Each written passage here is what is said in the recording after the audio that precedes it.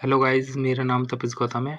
कल मेरा RRB PO scale 1 officer का इंटरव्यू था और ये मेरा पहला अटेम्प्ट था और मेरा सेंटर पड़ा था उत्तर प्रदेश ग्रामीण bank staff training centre Lucknow और मैंने ये फॉर्म फिलअप उत्तर प्रदेश से करा था। मेरी टाइमिंग 1 पीएम और पैनल नंबर 2 था। तो हमारी एंट्री 1 बजे हो गई थी।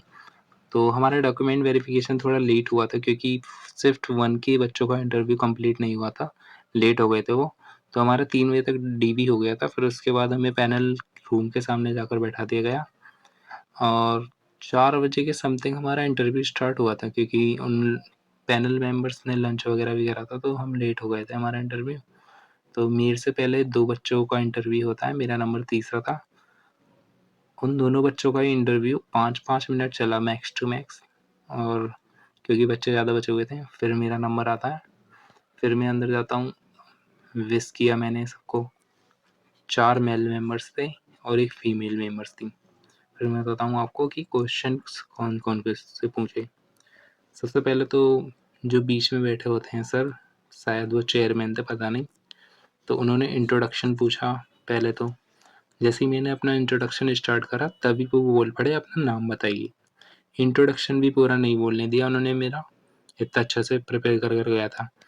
फिर मैंने अपना नाम बता दिया, फैमिली के बैकग्राउंड के बारे में पूछा उन्होंने कि फादर क्या करते हैं, ब्रदर क्या करते हैं, मैंने बता दिया। फिर उन्होंने पूछा आप किस सिटी से हो, तो मैंने बोल दिया सर मैं उत्तर प्रदेश की इस सिटी से हूँ। तो वो कह रहे थे मेन एरिया कौन सा है, कौन से एरिया में रहते हो, जैसे रूरल, अर्बन, सेमी अर्बन। तो मैंने बोला सर मैं मेन अर्बन एरिया से रहता हूँ।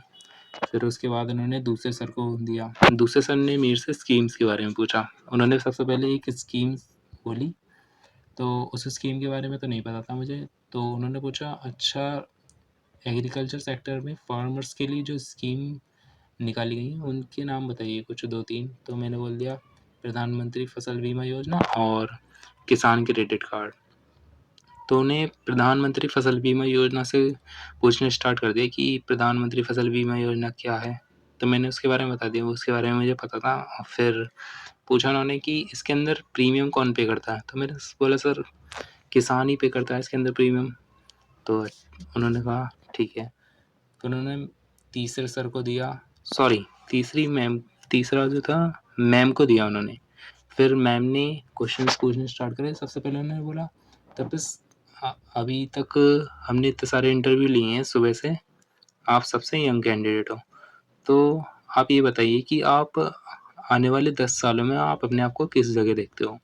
तो मैंने बोला सर सॉरी मैम वहाँ पर तो मैंने मैम ही बोला था, यहीं पर गलती हो गई। तो मैंने बोला मैम मैं अपने आप को कहीं न कहीं ब्रांच मैनेजर की पोस्ट पर देखना चाहता हूँ और मैं इसके लिए हार्ड वर्क भी करूँगा। मैम ने बोला अच्छा तो आप बैंकिंग सेक्टर में ही आगे बढ़ना चाहता हो? मैंने कहा हाँ मैम। फिर उन्होंने पूछ लिए कुछ 3 टर्म्स एग्रीकल्चर से रिलेटेड, वो भी शॉर्ट फॉर्म में, जो कि मुझे एक भी नहीं याद था। तो मैंने बोल दिया मैम से मैम सॉरी इसके बारे में नहीं पता। तो मैम कह रही थी कोई बात नहीं। फिर उसके बाद एक लास्ट सर बचे थे, तो वो पंजाबी थे। तो उन्होंने पूछा कंडीशनल क्वेश्चन। उन्होंने बोला कि आप एक रूरल ब्रांच में पोस्टेड हो एज अ ऑफिसर और एज यू नो दैट कि आप बहुत यंग हो और आपके नीचे जो है क्लरिकल स्टाफ में आपसे बड़े बड़े लोग भी काम करेंगे, मतलब एज में बड़े। तो अगर वो आपकी बात नहीं मानेंगे तो आप कैसे उन्हें उनसे काम करवाओगे। तो मैंने बोला सर मैं उनसे पहले तो रिक्वेस्ट करूँगा क्योंकि एज में वो बड़े हैं।